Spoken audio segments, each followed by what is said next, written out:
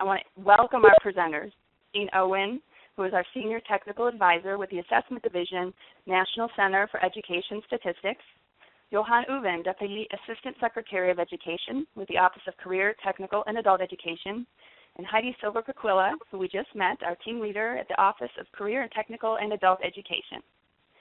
We also have our host and co-moderators, Katie Mandros, who is our host at the American Institutes for Research, Marcia Tate, co-moderator and my partner in crime as an adult literacy advocate, and of course myself, who I introduced myself just a moment ago.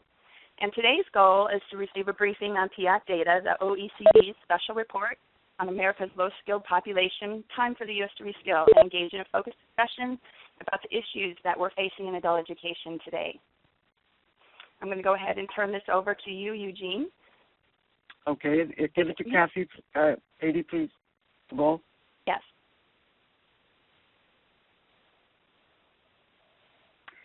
I want to welcome you all. Good afternoon. As Jackie said, I'm Eugene Owen, and I'm going to go through the results of the PIAAC study.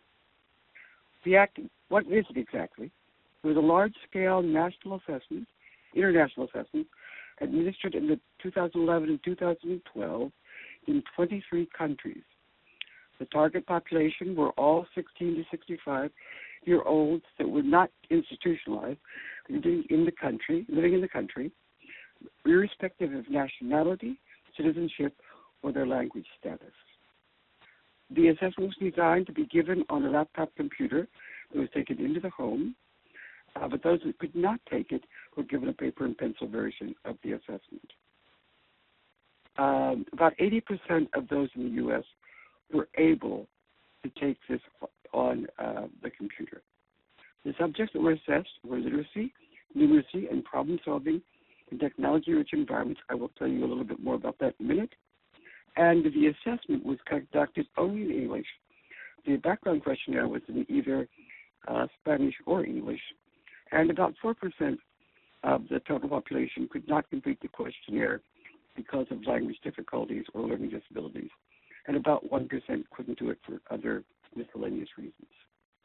Next, the countries that participated, as you can see, in North America, the United States and Canada, Australia and Japan and South Korea, in the Asia Pacific region, and the rest are from Northern and Central and Southern Europe.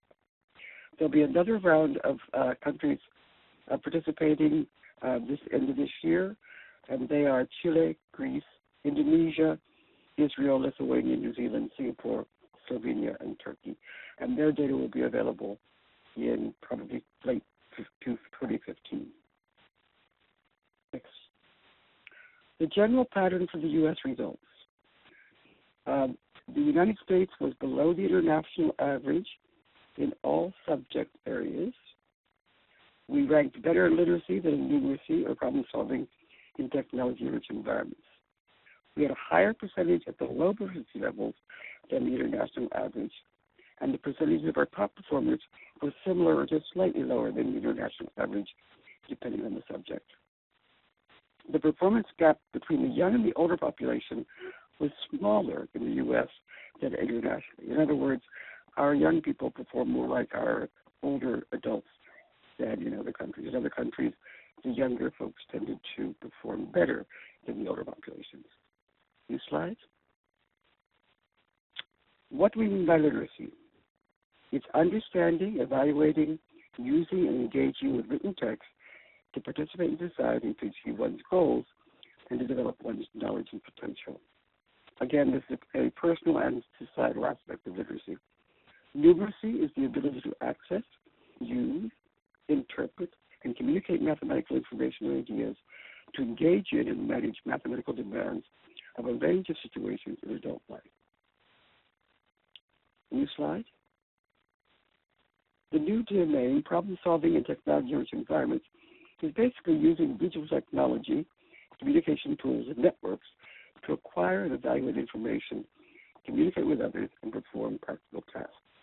I'm not going to talk about the fourth component, which was to measure very low-level skills, basically word recognition, making sense of sentences, those have not been analyzed yet. They will be coming, analysis will be coming out this fall, and it will look at the very lowest levels of literacy. Next slide. We reported out with average scores on a scale of 0 to 500 and proficiency levels in each of the domains. In literacy and numeracy, there were 6 performance levels, which I will explain to you, and numeracy at 4. Numeracy also had 6, and there were 4 performance levels in problem solving in technology-rich environments. Excuse me, Eugene. They're having a little bit of trouble hearing you. Could you? So I don't know if you can move the phone, but they're having some trouble. We're getting some feedback. Thank you. Okay. Can you hear me now? Yes, that's better. Thank you. Okay. Thank you. These are the results for the literacy assessment, and as you can see, the international average is 273. It's a sensitive scale. In the U.S., it's 270 is measurably below, significantly below the international average. 12 countries performed better than we did. We weren't different from England, Northern Ireland, Denmark, and Germany, Cyprus, and Austria. And we outperformed in literacy Poland, Ireland, France, Spain, and Italy. These are the levels of proficiency for literacy, and the descriptions below them. At level 1, it's just being able to locate a single piece of information in familiar texts. Level 2, you may have to locate in more difficult text and make the location of a single text again. In level 2, you're making matches between texts. There'll be a low level of paraphrasing and low inference drawing. Level 3, you finally get to the point where you can interpret, identify, and evaluate one or more pieces of information, and it often requires varying levels of inference. 4, perform multiple steps to do integration, interpretation, and synthesizing information for more complex texts and may require complex inferences. Level 5 is when you have very dense texts, and across the whole world, only about 2 to 3% are able to be at level 5. They're very, very difficult items. Can we go to the next slide? This is an example of a below level 1 in literacy item. The stimulus is a short report of the results of a union election and has several brief paragraphs and a simple table identifying the candidates in the election and the number of votes they received.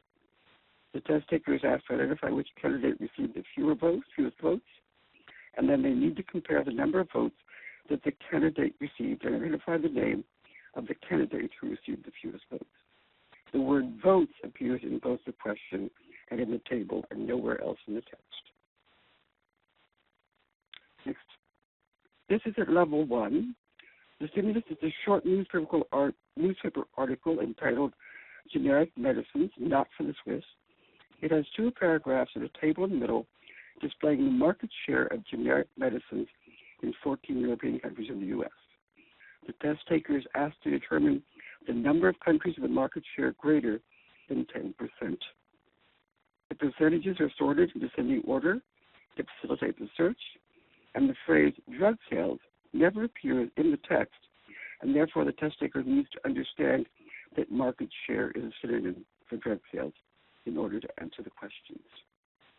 Next slide. This is at level 2. The stimulus is a simulated website containing information about an annual fun run walk. The test taker is directed to a page with several links, including contact us, and FAQs. He's then asked to identify the link, providing the phone number of the organizer of the event. In order to answer the item correctly, the test taker needs to click on the link Contact Us. This requires navigating through the digital test and some understanding of web conventions. While this task may be fairly simple for the test takers familiar with web-based text, some of the respondents less familiar have to make some inferences to identify the correct link. So that gives you a sense of the progression of the difficulty at the lower end of the scale. These are the results for numeracy. We again are below the international average, and we performed higher only in 2 countries, Italy and Spain. We were not different from Ireland and France, and there were 18 countries that performed better than we did on the numeracy scale. The next is these are the numeracy proficiency levels, and at the lower end, it's basically being able to do the most basic tasks below level 1 with whole numbers. You have to understand percentages at level 1. Level 2, you may have to do 2 or more calculations and have a sense of spatial representation and estimation. Level 3, you're able to work with mathematical patterns, proportions, basic statistics, expressed in either verbal or numerical form. Level 4 is more complex analysis, and level 5 is understanding complex, abstract, mathematical, and statistical ideas. So in other words, you go from whole number operations at level 1 to very complex mathematics at level 5. Next slide. These are the results for the problem solving in the digital environment, and we did more poorly than 14 countries, and not different than England, Northern Ireland, Estonia, the Republic of Ireland, and Poland. The reason you don't see any below this set of countries is because France, Italy, Cyprus, and Spain elected not to participate. This was an optional domain, and they opted not to participate in this domain. Next slide. These are the performance levels for problem solving.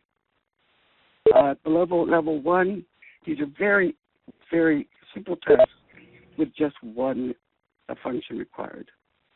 Level 2 tasks require very little navigation, but you may need to go through a few steps to access information to solve the problem.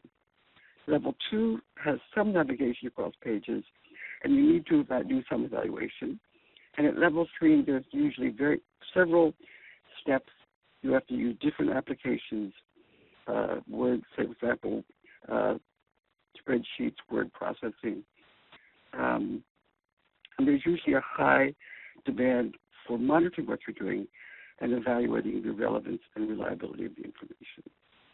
The reason there are only 4 levels in problem solving is that there were so few items, and therefore we could not make the fine gradations that we did in the other 2 scales. Next slide, please. We have some trend information on literacy, and as you can see, there was not a change between the 2003 assessment, but both of the results for 2003 and 2012 were lower than in 2003. Just so you know, IALS is an international assessment, International Adult Literacy Study. ALL is the Adult Literacy and Life Skills Studies, and of course, PIAAC is the program for the International Assessment of Adult Competencies. And they're roughly about 10 years apart. So we have gone down since the 90s, but stayed stable since the early 2000s. Next slide. We have trends only from the ALL study, the 2003 study in numeracy, and we are significantly lower in PIAAC in 2012 in numeracy skills. Next slide. Eugene, excuse me, yeah. We're still getting some distortion in your voice. I'm not sure if tech support can do anything about that, but if you can... I'm holding the phone as close as I can. Yeah, that was better, but we're still getting some complaints about this, so... I don't know what to do about it. Okay. Am I speaking too quickly, or not loudly enough, or trailing off, or... I don't know how to... Maybe you're holding it too close. Try holding it away from your mouth just a little bit. Is this better? Yes. Okay, let me do it this way then. Thank you. I apologize for interrupting you. No, that's all right. People should be able to hear. I'm sorry.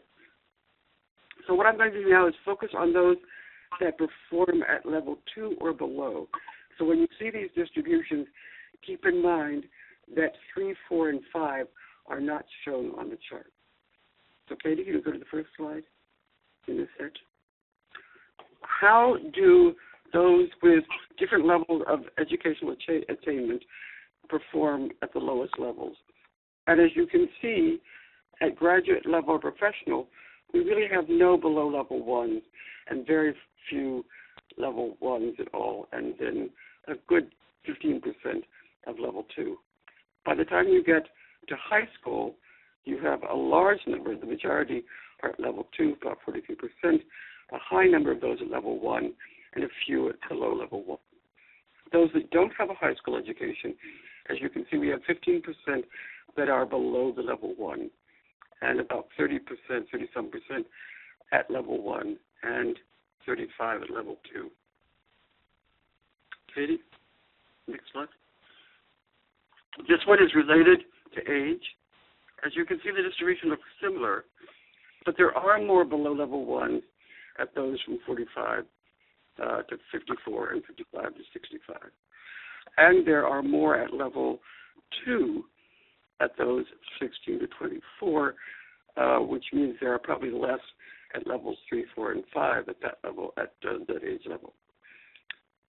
Next slide.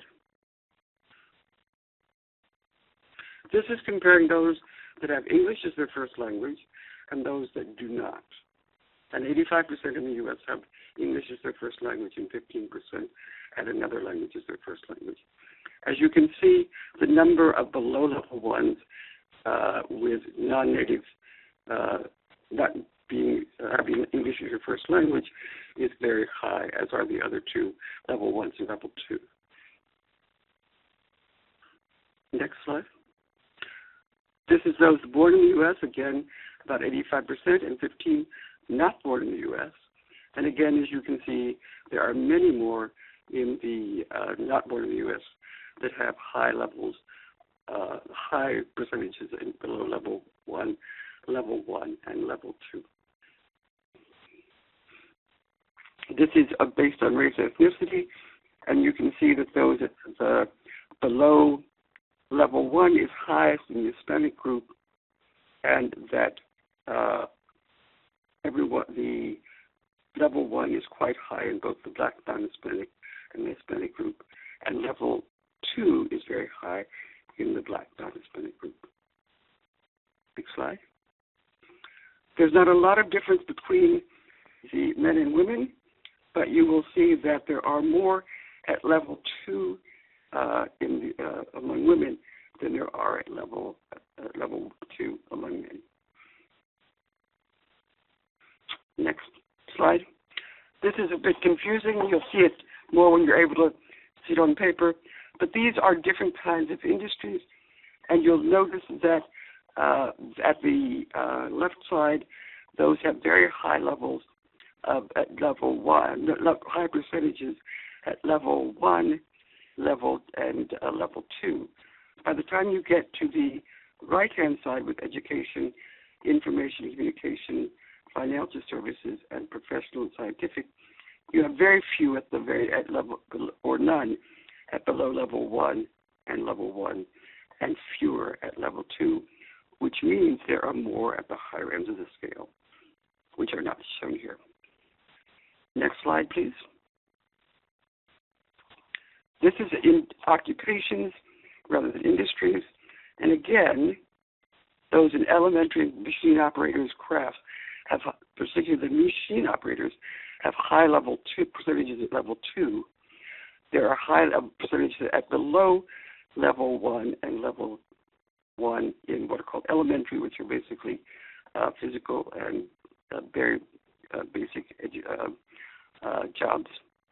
By the time you get on the right-hand side with legislators, officials and managers, professionals, technicians, you have very low or no below level 1 and very low levels at low percentages at level 1, and again, low percentages at level 2, which means again the distribution of those at 3 and 4 or higher. Thank you. Jackie, do I take questions now?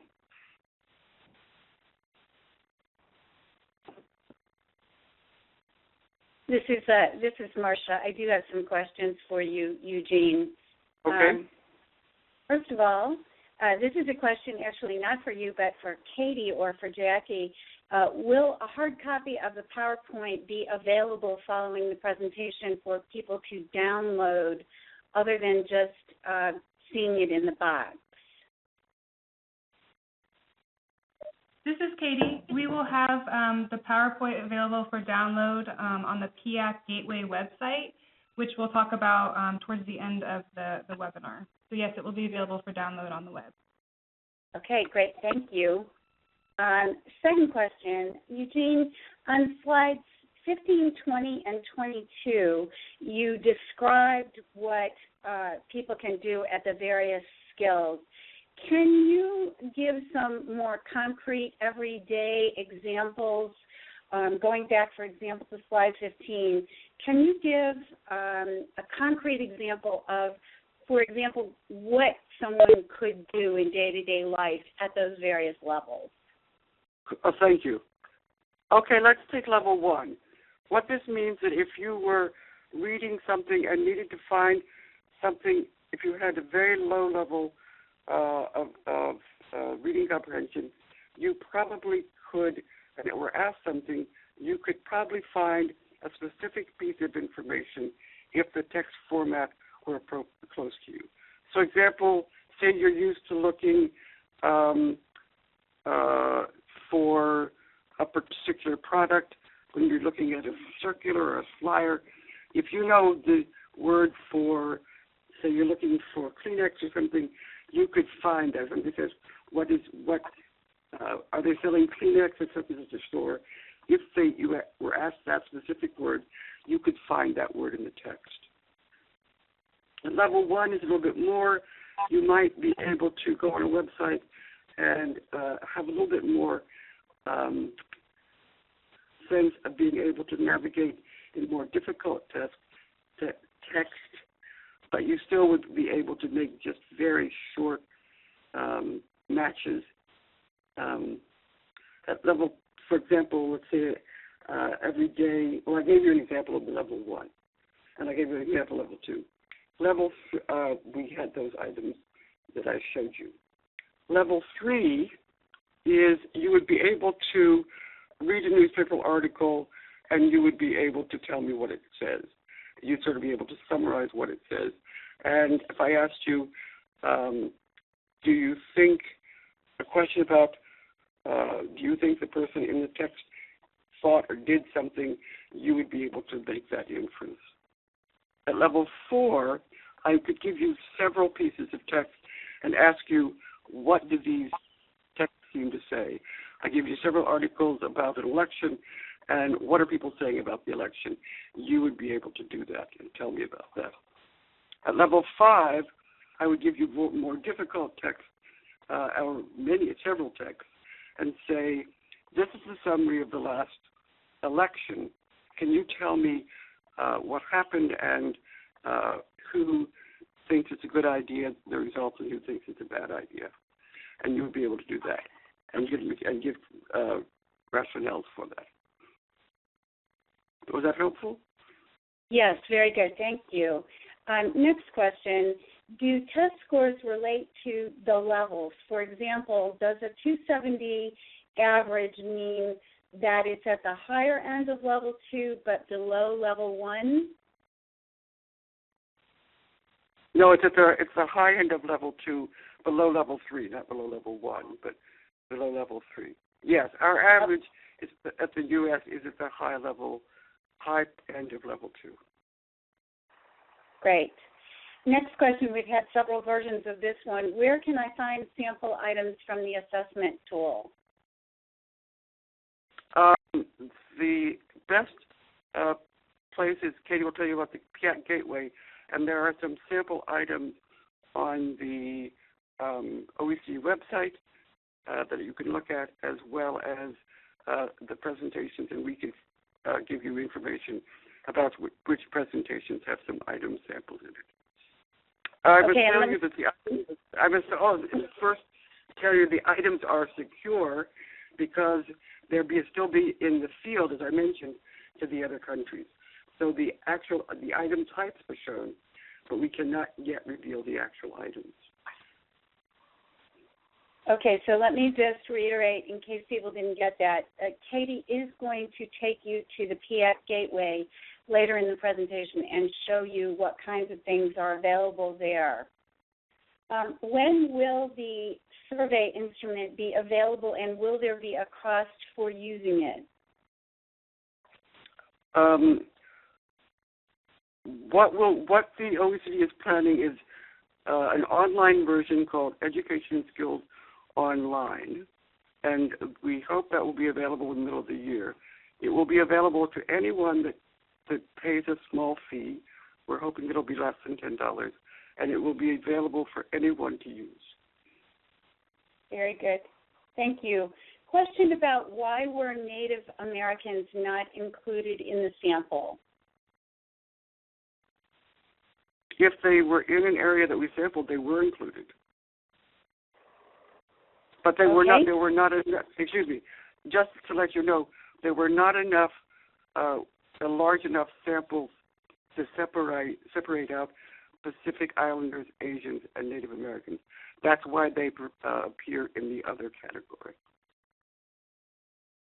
Okay, thank you. Given that the U.S. scores less well on numeracy than literacy, does this differential reflect our more limited concern with or prioritization of numeracy compared with literacy? A case in point, this presentation has primarily focused on literacy. I focused on literacy because it was the primary focus of the study. You can also draw what inferences you will. You probably are level 4 or approaching level 5 to ask this question. I representing the NCEF, only have facts. I'm sort of like the Dragnet guy, only the facts. I think the question is more appropriate when we get to Johan, and you can ask him his sense of whether we emphasize literacy more than numeracy as a country. Okay, thank you. A question going back to slide 15, was the example about finding the word Kleenex in a sale flyer a level 1 example or a below level 1 example? It would be a below level 1 because it's a single piece of information in a familiar text. Okay, good, thank you. How does one differentiate between reading literacy and understanding an item by listening? For example, a new item in a newspaper versus a news item on TV. We did not test oral comprehension in this assessment, so I don't have any data to be able to answer that question. I just don't have that information. I'm sorry. Okay, a couple more. Have needed literacy proficiency levels been identified for competence in various career fields or occupations? That's a very good question, and that work has yet to be done. The OECD and the U.S.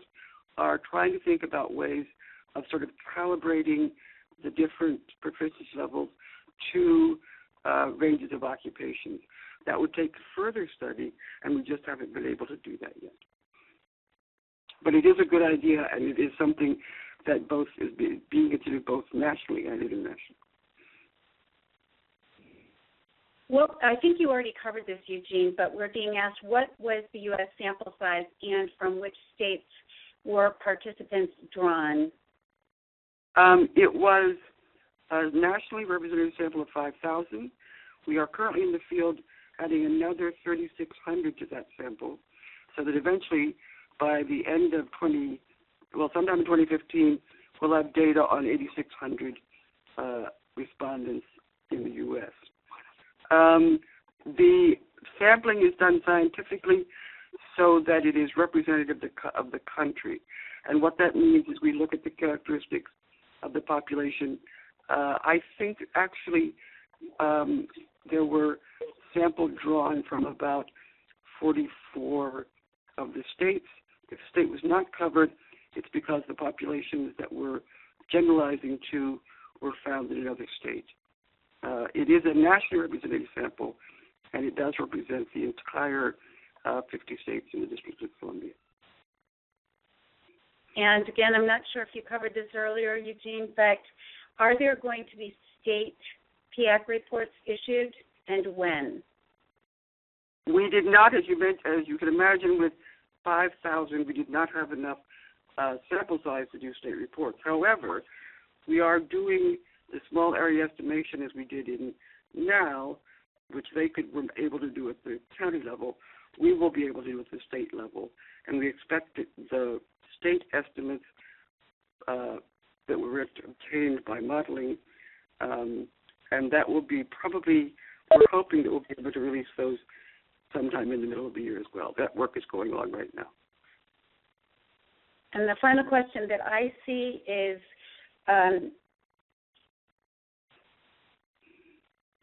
did certain U.S. regions score higher than others in the study?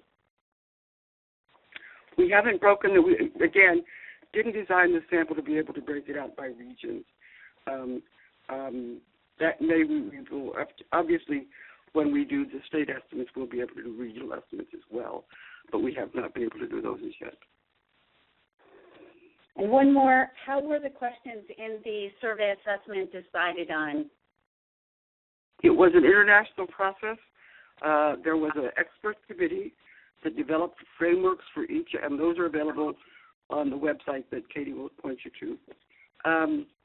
Frameworks were developed by experts in each of the domains, and then items were developed by experts as well. Those items were reviewed by the project managers in each of the countries for appropriateness and bias, and then there was a field test done, and then the results of those field tests finally led to the selection of the items that were in the assessment. Okay, a research methods question, and this is, I think, probably the last one, unless, Jackie, you have some others. How were the participants oriented to the assessment? What were they told about how the information would be used? And I think you've answered this part of this question, but was it a written test only or verbal and written text explanations? First of all, the first contact was by letter, and the study was explained to the respondent, and the request was given to them to when it might be appropriate, that someone would be contacting them in person to set up an interview. Then after the interview was set up with the respondent, the interview went into the home with a laptop computer and asked the background questions, and so the respondent gave oral answers. When the background question was ended, the computer was turned over to the respondent, and all of the stimulus were visual. There was nothing audio or video. So all of the stimuli were written text, and those that could not do it on the computer were given a paper and pencil version. So everything was visual and text-based. What was the last question? Did I miss one of the? It was a three-part question, and I don't. Yes. Let's see. They were told that their answers would be confidential. They would not be identified, and that they were used to help adult labor experts to make plans and to understand the levels of literacy of the country as a whole. So there was, since no one took all of the items of the assessment, I forgot to mention that the assessment was adapted. You got items that were appropriate for your level, that were pitched at your level of literacy. So they were told that none, and we didn't take, there's no matching of names to respondents. So they were told that the results would be they're confidential and they would be anonymous.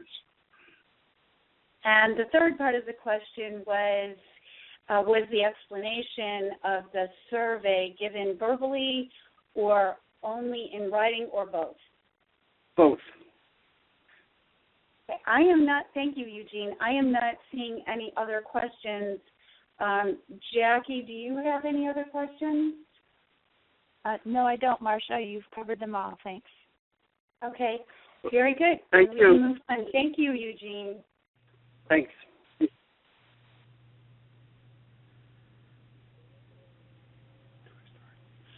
Good morning to those on the West Coast and good afternoon to those on the East Coast. This is Johan Uvin. I'm Deputy Assistant Secretary here for Policy and Strategic Initiatives at the Department of Education.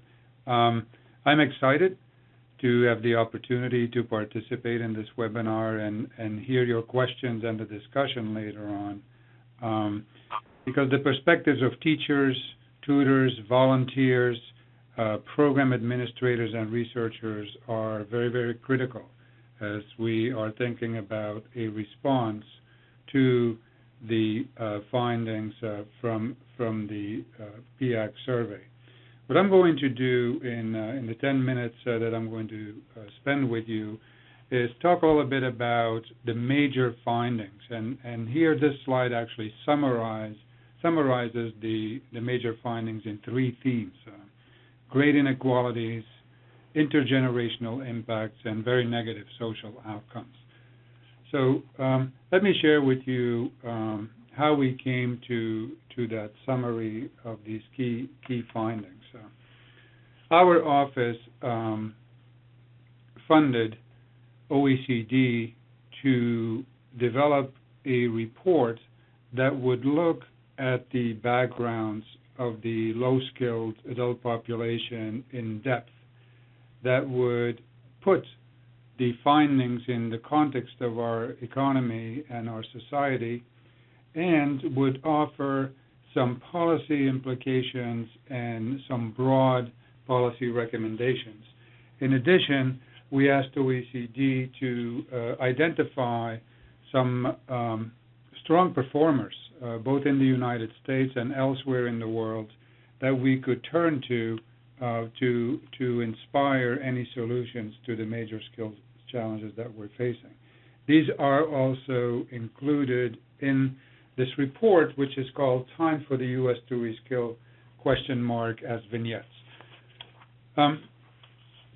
Eugene already alluded to the fact that we have quite a few adults in our country performing at the lower levels of proficiency in the 3 domains.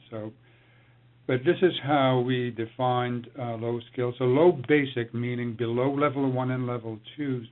Those types of skills that people have are more common in the United States than on average in any of the participating countries. Nearly 1 in 6 adults in the U.S. have low literacy skills compared to, for example, 1 in 20 in Japan. And to the earlier question about numeracy, I want to draw everyone's attention here explicitly to the fact that nearly 1 in 3 adults in our country have weak numeracy skills compared to the international average of 1 in 5. So clearly we have both a literacy and a numeracy challenge, but the numeracy challenge is of a magnitude that is significantly greater than the literacy challenge. So what does that mean in terms of the number of people in our country? Well, we estimated, and OECD estimated, that approximately 36 million U.S. adults have low skills. Now, if you try to make this a little bit more concrete, that is roughly the same population than the populations of Minnesota, New York, and Michigan combined. So here is yet another way of representing this finding that we as a nation have a very large share of our adult population that is low-skilled. You can see that clearly here in the visual representation. If you look to the top row, you see that the first 2 segments to the left represent below level 1 and level 1. That adds up to 18% of the population. If you look at the international average, which is the row below, then you will see that is 15%. Again, we're displaying here the literacy ones. If we would have displayed the numeracy ones, you would have seen that the numeracy challenge as well. Now, we are very much interested in better understanding the backgrounds of the low-skilled adult population, and you can see that there are, in this slide, you can see there are significant weaknesses in the U.S. population, particularly among the subgroups that are identified in this slide, where you can actually see the long-term consequences of the achievement gap, and which now manifest themselves in the adult population.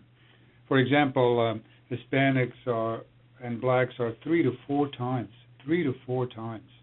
more likely to exhibit low literacy than white Americans do. And while we know that the achievement gap has been closing steadily, it is clearly not erased when we look at the profiles of the subpopulations relative to their performance in the 3 domains that the assessment explored. Age considerations are very important when we look at the background of the low-skilled population, and a critical finding here is that 1/3 of the 36 million adults are actually under the age of 35.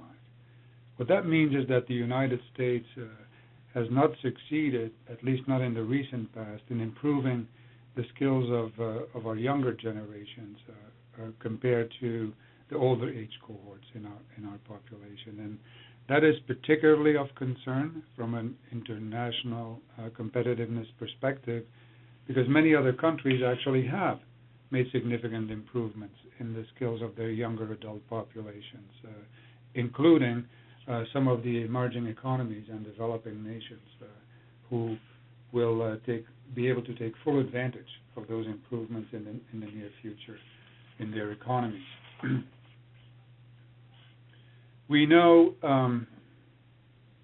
from the literature in K through 12 that the education of parents matters to the outcomes of children.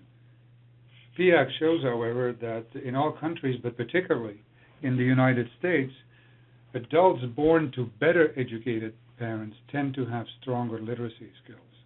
Among 16 to 24-year-olds, for instance, the association is much weaker and is close to the average across all participating countries. Now, this latter finding might reflect growing equity in the education and training system over time, but alternatively, it could also reflect the fact that the impact of parents' education is not fully apparent until later in life, and that is one of the key takeaways here from this particular look at the PIAAC data. Now, we care very much about the integration of immigrants and refugees in our society, and what the PIAAC data show is that the United States is actually not doing a good job at integrating immigrants and refugees. This chart shows that large proportions or large portions of the immigrant populations have low skills, and in fact, 1/3 of the U.S. population with low skills are immigrants.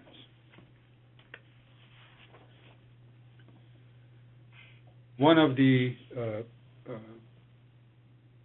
great advantages of the background questionnaire is that it asked people questions about disabilities, and one of the disability-related questions was about the incidence of learning disabilities in the adult population, and we are very, very happy that this question was asked, and we now have some good nationally representative data on the self-reported incidence of learning disabilities by adults ages 16 to ages 65. So, and what this chart shows is that the role and prevalence of learning disabilities among those with low literacy has significant implications for how we think about teaching, how we think about delivering services to low-skilled adults. From prior work, we know that there is a strong relationship between skills and labor market outcomes. We know that there's a strong relationship between skills and civic behaviors, such as voting and volunteering.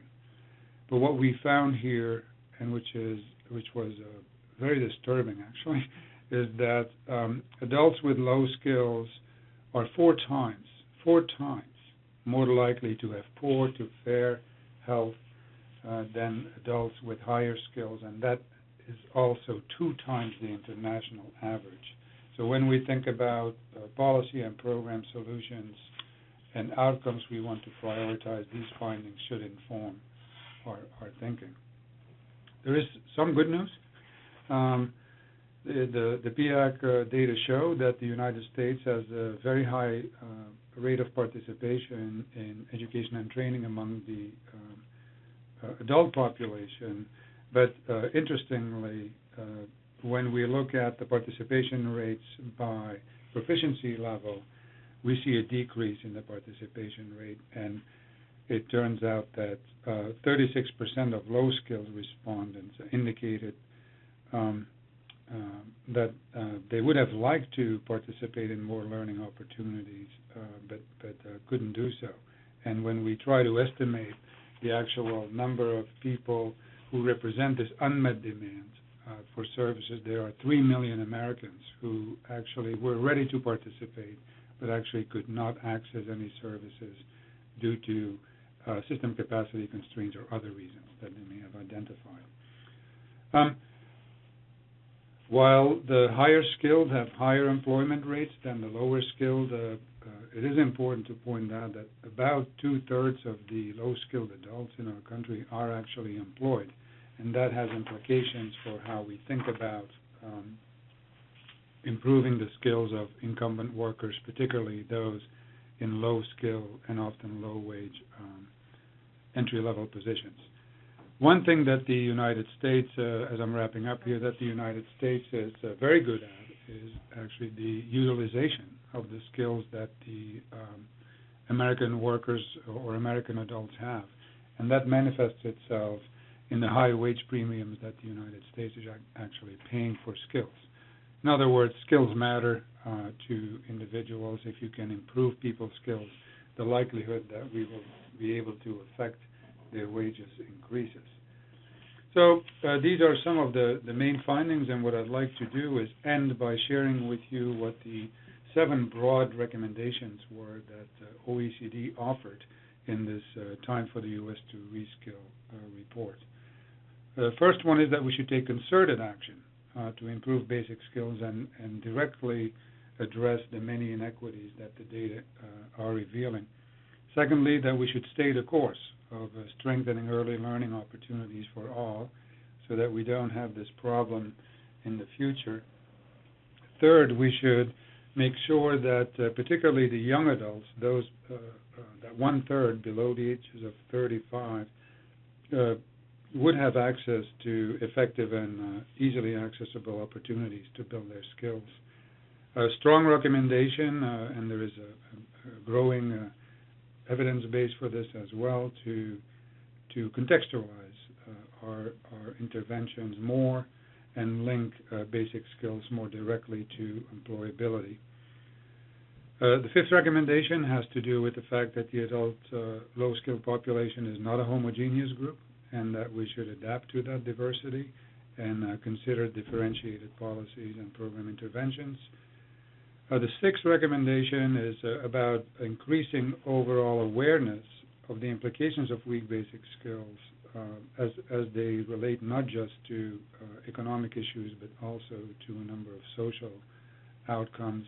And this has also an important implication in terms of how we work with potential participants in adult learning opportunities, since many of the adults with low skills are not aware that their skills are actually preventing them from advancing towards a path into the middle class. And then 7, and this is no surprise, and we actually have quite a good track record in this area, as a country is that we would support any action that we take with evidence. So these were the remarks that I wanted to share with you, and I believe we have a few minutes for questions.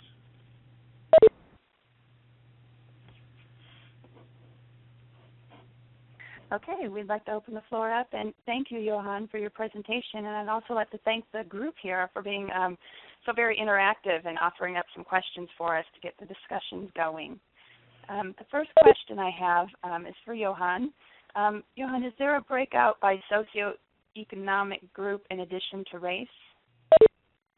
There are ways of looking at the data by earnings and by income, and I think a number of analyses are being prepared that will be made available soon. Okay, great. Jackie? Thank you. Jackie, this is Eugene. Yes. This is Eugene. Just to let people know that on the NCS website, under the results for PIAAC, is a new web portal, and there is a table that shows a breakout by different quintiles of earnings. Okay, great. Thank you, Eugene. That's helpful. Okay, the next question, were undocumented Hispanics included in the survey? I can ask Eugene to speak to that as well, but I don't believe there was any distinction made between people's status. Johan is correct. We did not ask status specifically because we did not want to make a distinction between documented and undocumented, and we also did not want to reduce our cooperation rate by asking that question.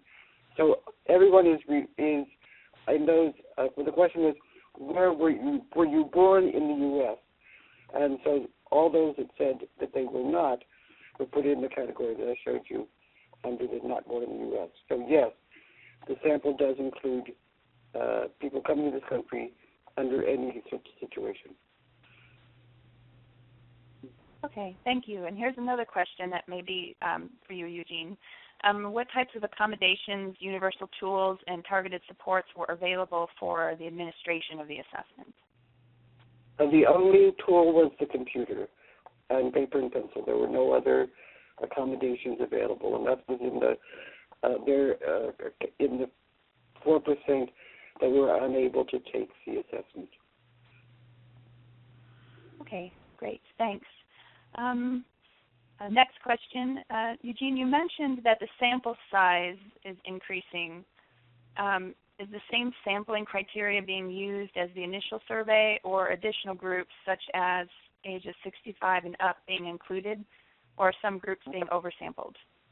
That's a very good question, and I just did not give that in interest of time, but we did target those 16 to 35, the unemployed, and we targeted those over between 65 and 75. Okay, thank you. Here's a question for you, Johan, I believe. And I've lost it as quick as I had it. And we may be getting to this here in a moment. What are OCTAE's plans and strategies to follow through on the recommendations from OECD?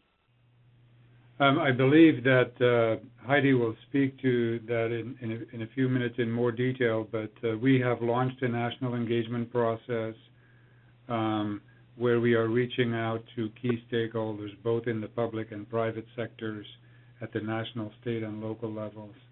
And it's our intent to put together a national action plan and call for action and release that sometime later this year, which would reflect the input of these various stakeholders as to what the big policy changes and big program changes are that our country should pursue to address this skills challenge. Okay, and related to that, has the Department of Education made specific budget or policy recommendations regarding the OECD report? The department has recommended, and the President has included in his 2015 budget proposal an initial commitment to skills challenge grants that states could apply for. We are looking forward to the results of this national engagement process to then further drive any policy or funding requests that the recommendations from that process would lead us to. Okay, great, thank you. And also, is the report solely aimed at federal awareness, or is it meant to be a motivator for states to develop programs? The way we look at the skills is that skills are everybody's business, and that there is a great need here for shared responsibility. Shared responsibility between the public and the private sectors, shared responsibility between multiple stakeholders at the national, state, and local levels. Great, thank you. And this question relates, does the PISA really compare apples with apples? In other words, do all the countries educate everyone as does the U.S., or do many countries educate and test only privileged groups? This is a PISA question, which is the student-based assessment. We're talking about PIAAC today, but the short answer is all countries, I would say the vast majority, over 90% of the countries, educate over 80% of their students at 15 years old. So we are not the highest in that category. We have fewer kids. We have dropouts that drop out before 16 and they're not in school at 15. So we are in the pack. But the vast majority of countries have over 80% of their students in school and are eligible to be sampled. So no, other countries do not educate. That is an old view of the world. Thank you, Eugene. Next question. What would be 3 critical basic skills for employability in the U.S., and are they different from other countries?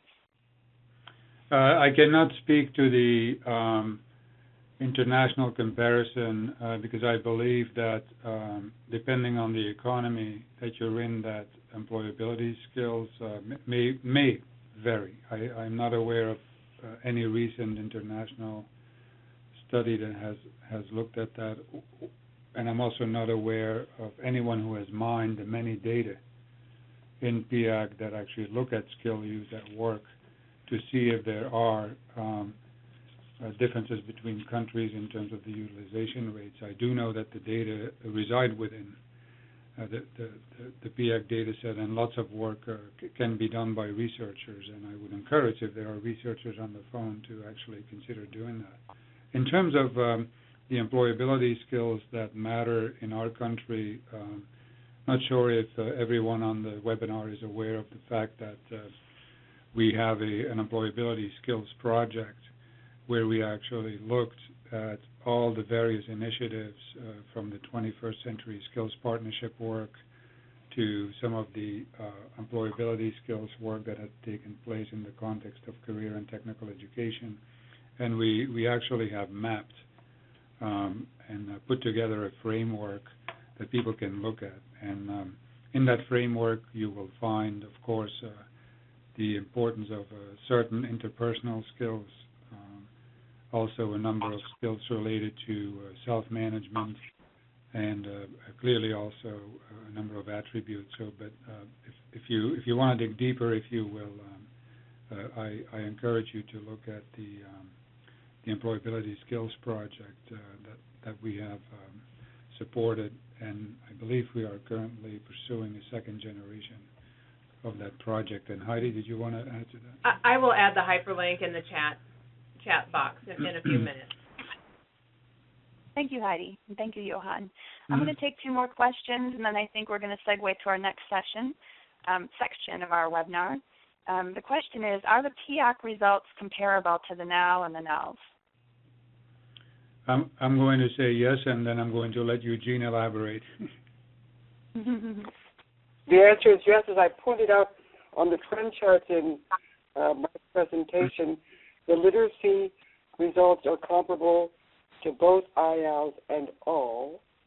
On now. That's a good question. We are working right now to put the now results and the PIAAC results on the same scale. And we hope to have the results of that analysis done in mid-year so that we will be able to put all of the U.S.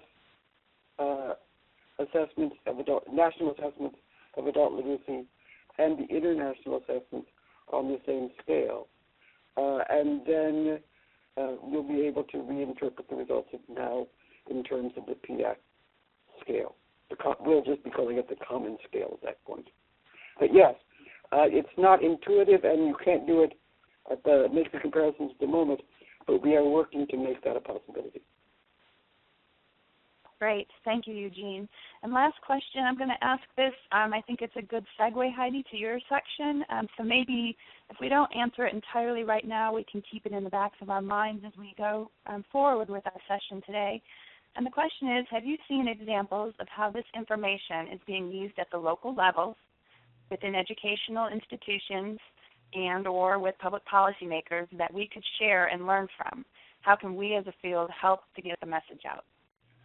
So with that, Heidi, I'm going to turn this over to you for the information you would like to share with us on implications and how we might build awareness. Thanks. Okay, very good. I'm going to have to drive and talk here, so I won't try and text at the same time. Tim, I sent a link to you, and you can put it in the chat box for the employability skills framework. So thank you, Johan. And I will start off talking about what we've been doing since the PIAAC came out. I want to make sure that you all are aware of the consultation paper that was sent in the original announcement for this webinar. Some of you have been saying, what do these charts mean? What does the data mean? And the consultation paper does do a nice job of trying to put it in context for adult education. Looking back, we have done quite a bit of outreach trying to get the field interested and trying to hear how others in the field talk about these kinds of issues. We've had 5 engagement sessions around the country, starting in Philadelphia in December, and Chicago also in December, and then 3 more in January, Redwood City, California, Cleveland, Mississippi, and Fall River, Massachusetts. And each of these sessions were hosted by a local foundation or entity that was very involved in a skills issue. And they helped us find people in the region, in the state, who were involved in these issues, whether they were connected to adult education or not. And it's been pretty fascinating to see some new champions emerge who are out there that we had not been introduced to, and to hear how people are creating solutions in their own communities. Since those regional events, we've also held additional stakeholder events with smaller, more targeted groups of people. Had a meeting here with labor union leaders, met with the National Coalition for Literacy, met with the state directors of adult education, had a roundtable with disability thought leaders, etc. And it's been fascinating. Everyone is really approaching this with a sense of how can we help, which is a nice sort of popular or feel-good way of talking about collaborative impact, collective impact. You know, how can I help? What can I bring to this issue? It's something, as Johan said, skills are everyone's business. We're all in this world together. Some of the feedback that we've been getting from the sessions have been, people are very excited and interested to see federal agencies working together. We've had representatives come with us to these engagement events from labor, commerce, health and human services, various from justice and institutions and correctional education. And just seeing federal agencies work across silos, sort of, across our agency silos has been very inspiring. Had a very diverse group of attendees, as we've said, and people are excited that we've been able to work as fast as we have to get out there and to raise the visibility. And many of you are asking, how do we manage that conversation, and how do we talk about adult education in a way that will excite others to come with that spirit of how can I help? On this slide, you can see the principles that we started out with. You know, what really should be a principle within the National Action Plan and this work? And it's that shared responsibility, that this problem, this challenge we face is much too large for the adult education or the Department of Education alone to solve. We've really got to reach out and solve it together. The data from PIAAC has really hit home about equity and access, and as Johan said, we're seeing the achievement gap narrow in the school-age population, but truly a lot of kids have grown up now, right? And there are the adults we see every day, and they are still facing those earlier opportunity gaps that they faced as students. So we have quite an equity gap in this country. The quality of instruction, we know we can't scale up something that's not high quality. There's no, that doesn't make sense. We really want to make sure that when we do scale and we do reach out, that we are doing so with high quality of instruction, and that we're using data and evidence to drive our decisions. And of course, we want to do things that are new. We can't just keep doing the same thing. We want innovation, we want ideas, we want solutions that are going on in the country, and that's what we've really been hearing. So let me take you through some of the things Johan brought out from the findings from OECD. We turned all of those recommendations into questions, really, to talk about in the engagement sessions. We're trying to build awareness that skills affect quality of life issues. So, and they're all here in this graphic, right? They affect our daily life, our communities, our democracy, the health and well-being of the individuals, but also of their whole family and community, jobs and the economy and local communities, and children's success in schools is very tied to their families' security and the skills of the parents, as we've seen. So we're trying to talk about this in a new way and trying to find new partnerships that would help us build this awareness that skills impact quality of life. One of the recommendations was to strengthen the link between skills and the economy, and one thing that we know is working to get our adult learners on the path to the middle class requires both basic skills and occupational skills. One way that we've been investing in this model is through career pathways, and I'm sure you've all heard about career pathways and the models that we've been working to promote with our partners at Labor and HHS, these ways of offering basic skills and occupational training together so that it makes a coherent sense for the learner, and it helps them feel that they're moving forward on both their basic skills and their job advancements. So we're looking to do more of that and bring in business so that we're sure that the career pathways lead to a job. We're trying to think about expanding access and expanding opportunities to learn. And what does that mean? Knowing that we can't do it alone, we've reached out to the technology sector, we've reached out to the philanthropic sector, private businesses, and of course our federal, state, and local partners. Finding new ways to teach and learn, hearing lots of good ideas, and looking to see where we can scale up or how we could learn at least from the many models that are going on out there in the world. Looking especially at technology to try and find ways to personalize and accelerate adult learning. So how do we make that match? We've talked about the achievement gap multiple times today.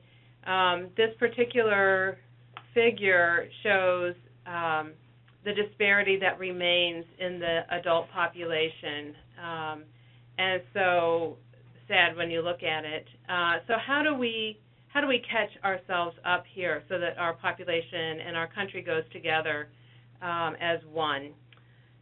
How do we re-engage specific minority populations, and how do we reach out and build stronger partnerships with institutions and community groups that are already working with these underserved minority populations? How can adult ed strengthen relationships with faith-based institutions and the Urban League and Boys and Girls Club and all of those places where those communities are already finding credible, trusted partners? How can we strengthen that partnership? And Johan was talking about the recommendation to adapt to diversity, and we know that in our adult ed classrooms and in our programs, we have people coming for many, many different reasons. They're coming with many different strengths and weakness profiles. They have needs that are different. They come in starting at different places. We've been asking you for years to differentiate instruction in your classroom, but I think we've got to go beyond that and talk about how are we differentiating programming and pathways to really meet the needs of different subgroups such as immigrants, and within immigrants, right, those who have strong home literacies and those who are coming with little formal schooling experience in their own country. Very different pathways there. How are we working with disconnected youth so that they're not sitting in classrooms but actually doing and re-engaging and meeting those needs? And especially with this group, we're going to talk about improving the quality of teaching and instruction. We've been doing work here to understand what teachers need and how to support programs in selecting, retaining, supporting good teachers and improving teaching in our classrooms. But we want to hear from you, too. What's working in your programs? How do we help teachers embrace and get comfortable with college and career readiness standards? What's the role of higher ed institutions here? How are we preparing teachers as they come out? And how do we leverage technology in this space? Today's a good example. We're using technology to reach over 200 of you from our offices and looking to see how we can keep scaling and keep reaching out. So at this point, I'm going to put up some of the questions that we sent out in advance and see if we could start a discussion and get your input on increasing equity. We've talked a lot today about equity and the achievement gap, and here are some questions that we sent out.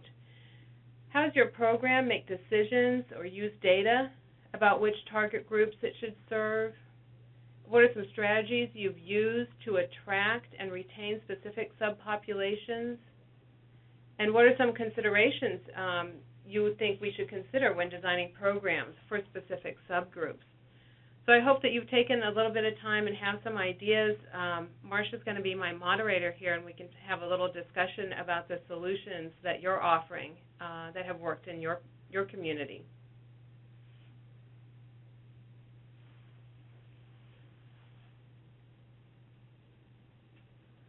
Well, Heidi, I'm not seeing any responses yet. I probably need to think about this a little bit, but I do have a couple questions that have come in while you've been speaking. If I may go back to Eugene for a moment, question about were prison populations included in the original sample? The answer is no, but the U.S. is doing while we are continuing with the household sample, we are currently in the field doing a prison sample as well. So we will have results for a national representative sample of those in state, national, and private prisons. And that data collection is going on now. Other countries have not joined us. I don't know of any other country that is doing the study in their prisons. There's interest in some countries, but I don't know anyone that is actually engaged in it yet. Great. And a question about the numeracy and problem-solving results or findings. You've addressed the way that literacy findings are comparable to previous studies, but are the numeracy and problem-solving categories findings comparable to previous studies? The numeracy is comparable to the 2003 adult literacy and life skill, and I showed that link on the slide. The problem solving is a brand new domain, so there are no, it's the first time we've ever given it, so there are no links to earlier studies. The numeracy is a new definition of a domain that was done in 2003 in the international study, but it was not in the national study. So that's why I was focusing on literacy being the scale and the subject that is comparable across all of our studies that we've done since the early 90s. Okay, thank you. And we've had several questions and comments, and Heidi, I think I'll address this to you, about how to use this information with policymakers, and also does the action plan take government funding cuts at the federal and state level into account? And before you answer, let me just say that when Katie wraps up, she is going to take you to the National Coalition for Literacy's PIAAC page, where you will find a number of fact sheets that the coalition has developed that you can use in communicating this information with policymakers. And we hope that you will do that. You will take these findings and talk to your elected officials about them and use them to support your own advocacy work. But then I'll turn this over to you, Heidi. Well, since Johan is still in my office, I'm going to turn policy questions to him. How are we using this information? Johan spoke to it a little bit, and how are we talking about cuts in education, Johan? Well, to the first part of the question, how are we using it? We're trying to develop a true sort of national framework for action that we can finally get at this issue at a scale that it deserves, right? If you look at what our current system is capable of doing, is we can barely reach 2 million people a year. We have 36 million people, 3 million of which we know are eager to engage, and we don't have the infrastructure that can accommodate even that 3 million. So what we're trying to do is bring all the key stakeholders together in both the public and private sectors and come to an agreement on what a plan of action would be for our country, with implications at the national, state, and local levels to change this reality and build a new infrastructure for learning, which will include our current system, but will include all kinds of other opportunities, many of which are likely to be facilitated by technology. So that, in terms of the overall plan that we are pursuing. In terms of the funding cuts, I think our program, via Title II appropriation, I think it's fair to say that it's basically been level funding for some time, and I think there are a number of decisions that people on the Hill are making or will be making about our program and education investments that we need to be aware of and make sure that they understand the magnitude of this challenge that we're facing. So we most certainly, using the national plan, will draw attention to the magnitude of the issue and the types of solutions that will be needed, and we are hopeful that the administration and many other people can engage with whomever the stakeholder groups are to change this reality. Thank you, Johan. Kind of related to that, a comment that I will read to you, and then we also have had a question along this same line. The comment is, volunteer-based adult literacy programs have more flexibility than institutional programs. Are they part of the solution? They have a greater ability to access different populations and low-level students. And the question that's related to this was, what is the role of volunteer adult literacy tutors in this plan? I mentioned earlier that solving this skills issue is really everybody's business. So we are going to need so many different stakeholder groups to step up to the plate and make commitments themselves. We are most certainly inclusive of the community of volunteer tutors and people who have facilitated peer-to-peer learning opportunities in communities and so forth. We strongly believe that everyone has to be part of this solution, otherwise we won't be able to see the change that we're looking for. Question: how much attention have these results gotten from the pre-K to 12 folks at the U.S. Department of Ed? While 36 million is an incredibly large number, we also need to close off the pipeline of high school graduates who lack basic skills. You know, the way that we in the administration and in the Department of Education have looked at PIAAC is in a couple of ways. So one is the PIAAC data really confirm that the cradle-to-career approach to reform that we've adopted is the right one. It is essential that we continue to advocate for early learning investments. This is not an either-or proposition here. It is critical that we continue our reforms in K through 12, and particularly our work to redesign our high schools. And you may have seen that our budget proposals continue to reflect that awareness and commitment. It is essential that we continue our college access, affordability, and completion work, because too many subpopulations are adversely impacted by the way that part of the education sector is currently operating. But there is also agreement that there is one area where we have not paid sufficient attention to, and that is the area of there being so many adults with low skills in our country. So going forward, this is part of the approach that we are using, and the development of this framework for national action following this engagement process that you are part of today will be the vehicle to make that commitment specific. So for those who are members of national organizations, are the national organizations participating in the listening sessions, and should the people on the call be communicating their thoughts to their national membership organizations as well? Yes and yes. So we had some dedicated working sessions with the National Coalition, where we had participation of more than 20 plus of the national organizations. Many of the organizations were also part of the national engagement session that Secretary Duncan kicked off here in November. We have developed all kinds of vehicles for people to share their input with us, including a toolkit to organize your own session and a vehicle for inputting that feedback. I would encourage you to send your feedback to your national organizations. And Heidi, I'm looking at you now. Am I leaving out any of the input mechanisms people can use?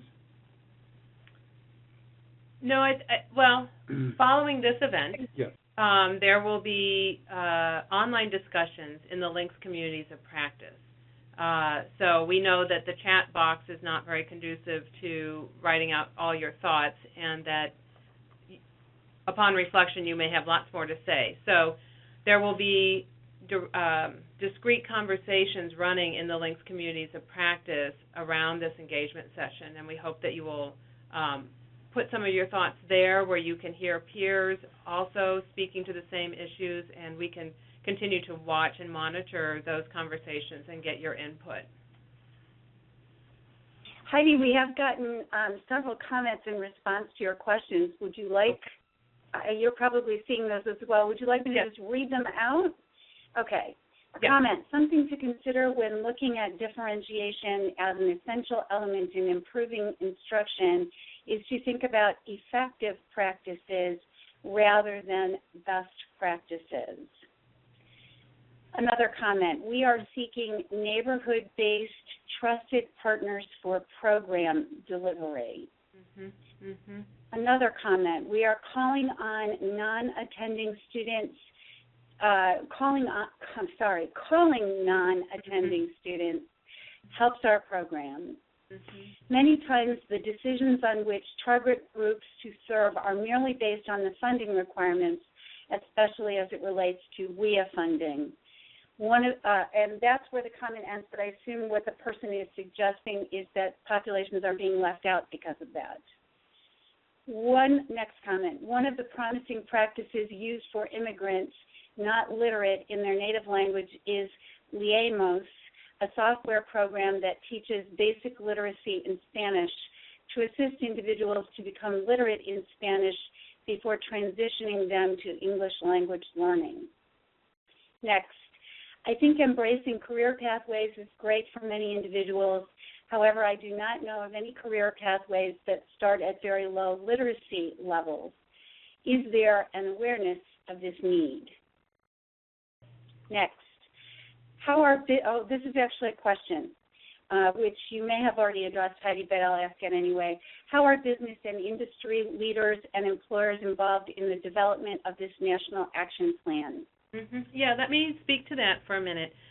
We have had such a great representation from the private industry sector in our regional engagement sessions and in the many follow-on, more targeted sessions that have been going on. They, as you might imagine, businesses are very interested in the issue of talent development. They know that hiring workers with low skills is not in their best interest unless they have a very low-skilled kind of job. But those jobs are going away. Take an example. We know that almost every job now needs some sort of technological literacy, some sort of digital literacy to find the job opening, to apply for a job, and then to function on the job. Even the most entry-level positions are using some sort of computer interface to do inventory or to log the accounts of the day.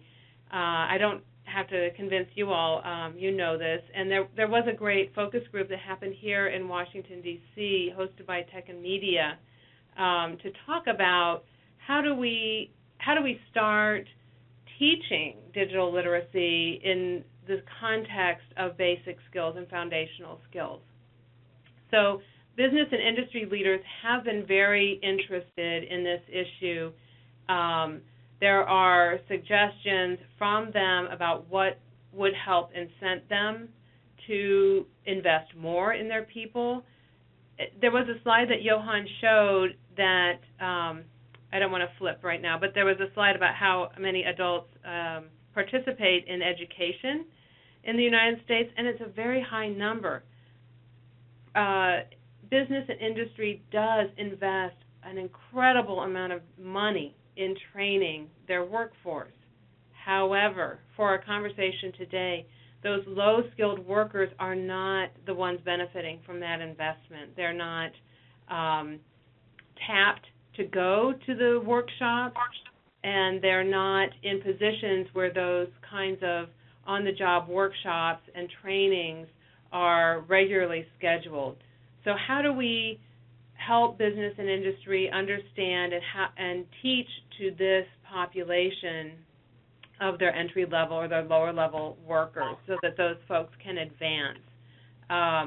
That's been quite a lively discussion that keeps going on and on. So we're pleased with how business and industry have engaged with us.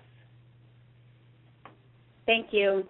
A comment to please share with everyone to continue the discussion in the links community. Go to https://community.links.ed.gov. And I assume, Heidi, is it correct that if I simply Google links, LINCS community, I will find that? You will find it. Okay. Comment. The U.S. has not had a serious national media campaign on adult literacy education since the 1980s. Will it says OCTAE. I'm not sure if that's meant to be OVE, and or other government agencies and or the private sector step up to the plate to help all Americans understand these issues. So is there any sort of a public awareness media cultivation campaign being planned as part of this action plan?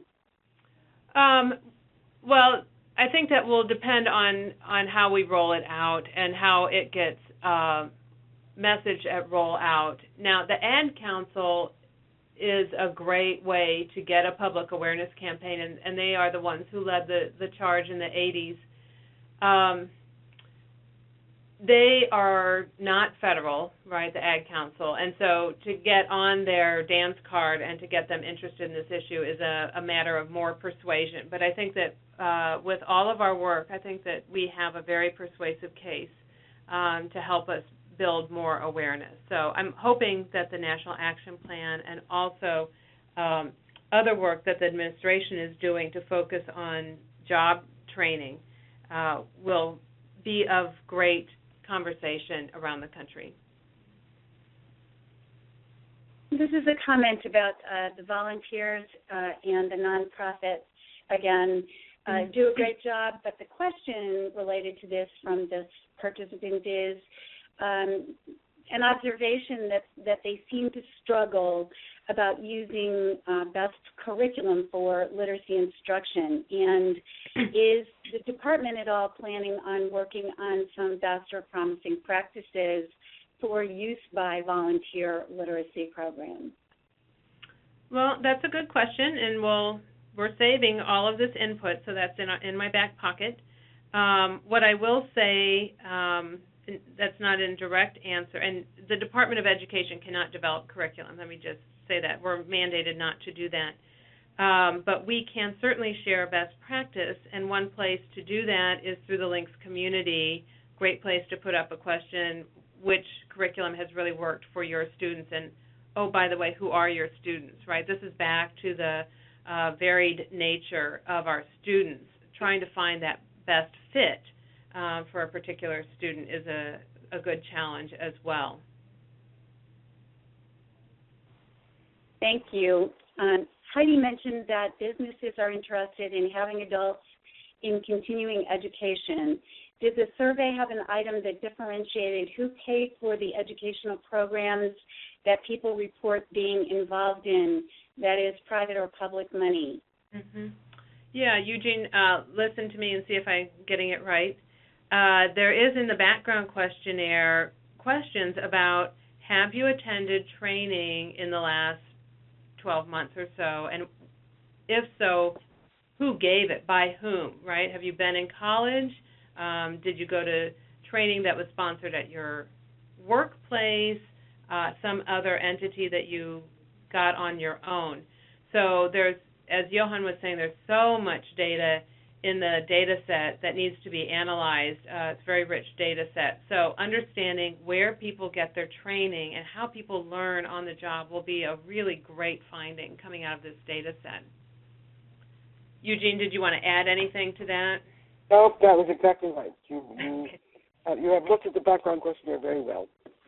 Thank you. Thank you, Heidi. Okay, that looks like all the questions and comments that I'm seeing, unless, again, Jackie, did I miss anything?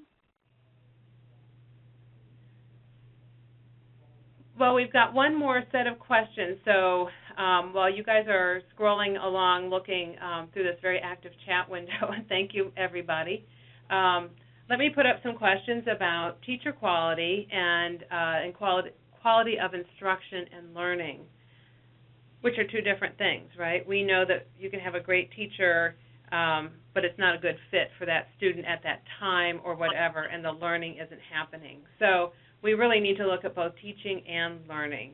How do we support teaching and learning? But there are also some questions here. Many of you know that we're running a project right now looking at new teacher support, trying out an induction model to see if new teachers really benefit from having a mentor in their first year or two, and that project will wrap up later this calendar year. But what are some things that have worked in your programs, to attract teachers and attract prepared teachers? What was it that made people come in prepared? How do we support people once they're here? Many of you asked questions about volunteers, and how do we best coordinate with volunteer programs, make the most of the time that volunteers have to give, and make it work for learners. And I'm also particularly interested in what professional learning experience you have had that has had the greatest impact on your practice. Where should we be looking with our limited professional development dollars? What really helps you take on a new practice?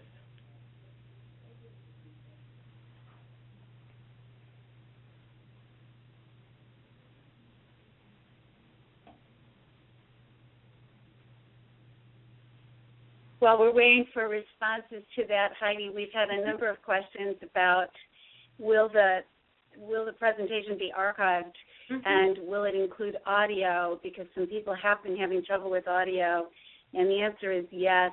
The presentation and the audio will be archived on the PIAACgateway.com website. The audio is being recorded.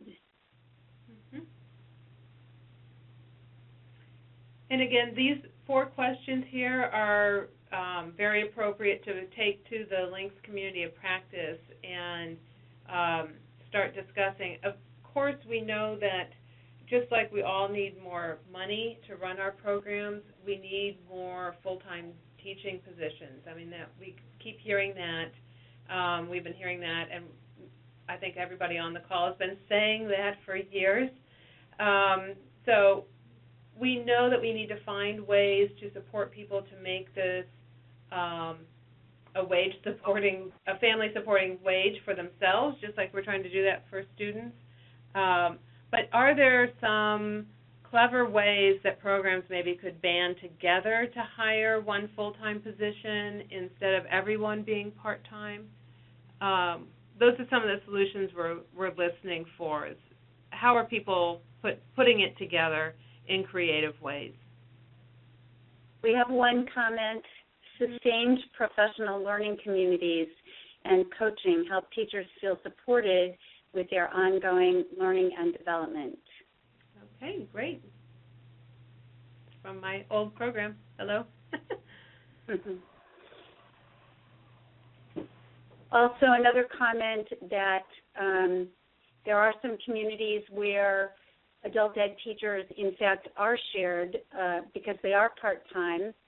Some are put on as part-time staff with one adult ed provider and then perhaps contracted with another, so that you end up with people who are teaching multiple classes at multiple institutions. But in some way making a career of adult education. Out of that, yeah. Yeah. I'm not seeing any further comments, so I guess what I'll do is ask for a last call for comments and questions for the presenters so far, and then if there are none, we will turn this over to Katie, I believe is next. And I'm going to pass the ball back to Katie. Thank you. All right, thank you.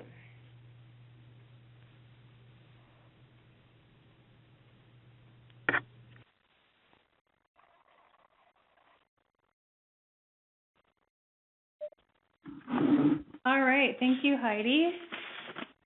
So I'm just going to take you over to the PIAAC Gateway website and show you a few of its features. So let me give you a second here.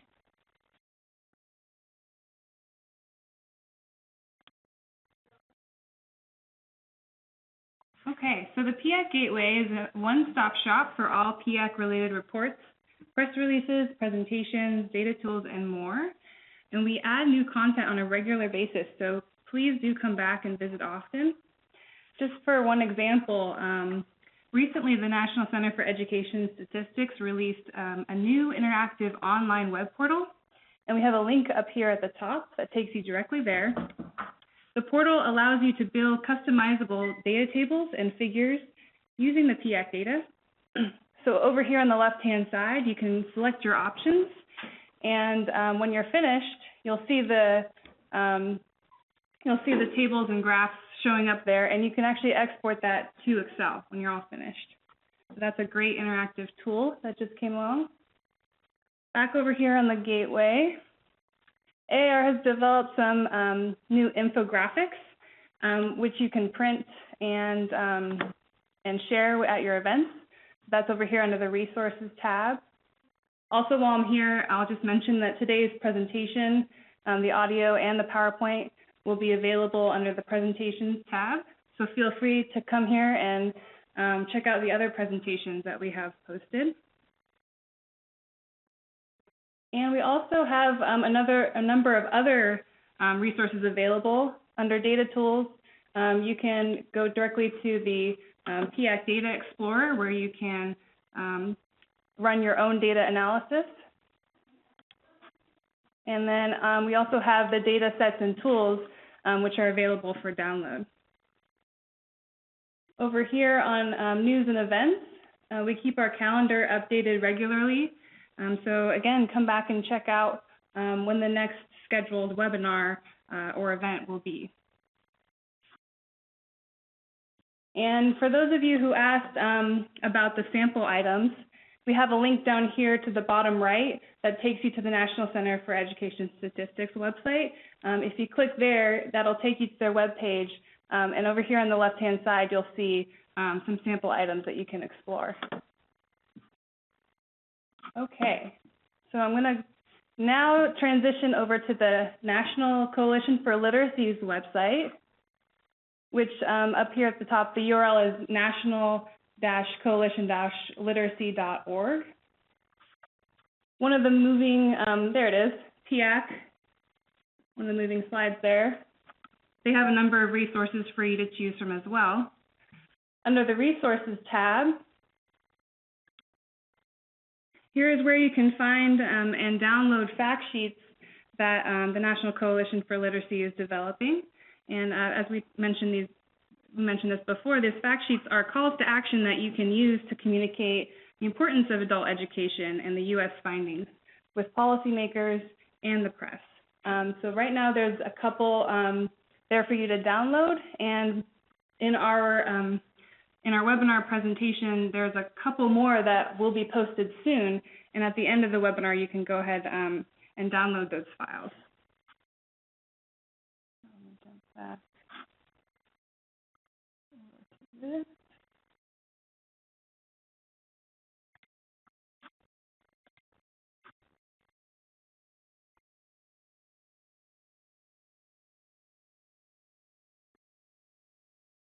And I'm happy to take any questions about any of the resources.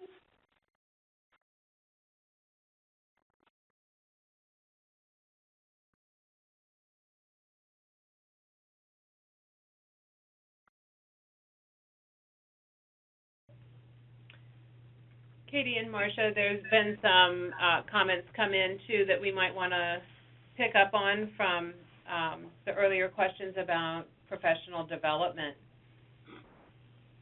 Sure. Marcia, do you want to read them as you did before so they become part of the record?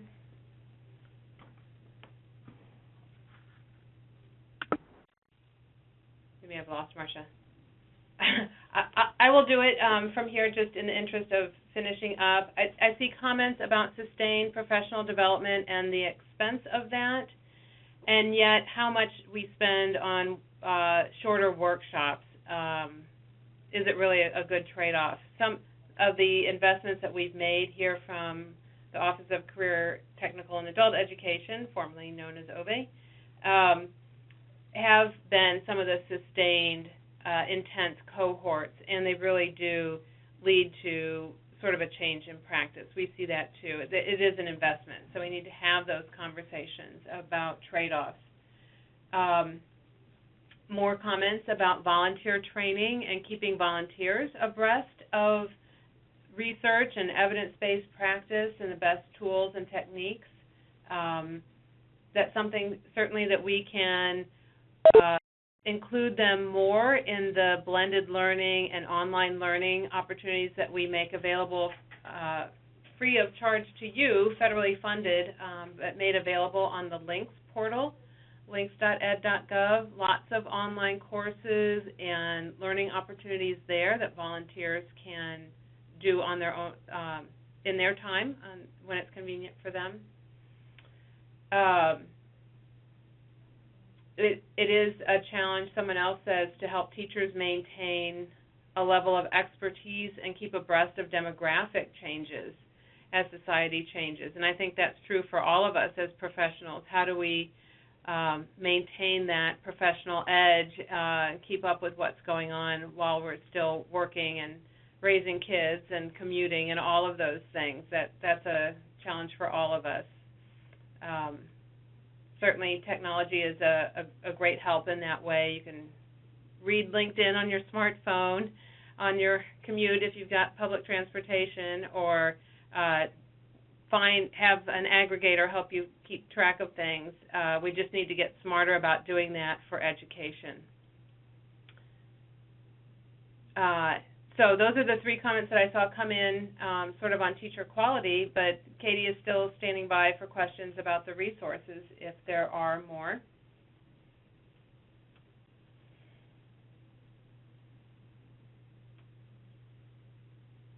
And if not, 161 people have stayed on for the long haul. We really appreciate it. It's a long webinar. It's longer than we usually try and run them. Katie, there's some things that will happen as people leave. Do you want to talk about those? Yeah, so as you get out of the webinar, you should see an option to save the files that we have up at the top. So one of them being a couple of the National Coalition for Literacy fact sheets. Here's one about educational attainment and one about fully integrated communities. So you should be able to download those as well as our PowerPoint presentation when you leave the webinar. Is there anything else before I wrap up that anyone wanted to say? Well, I'll make a plug to ask that you please complete the evaluation that will come to you in a thank you for attending email. We look at our data and we take it seriously. We try and be data-driven, and we will appreciate your input on the evaluation. I really appreciate everyone coming back another month later.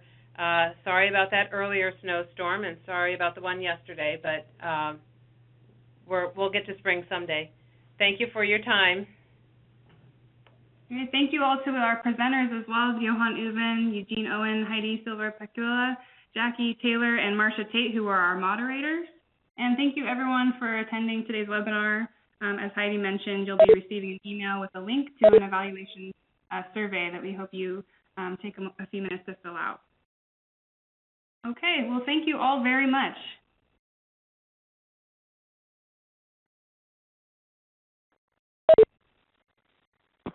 Thanks, everybody.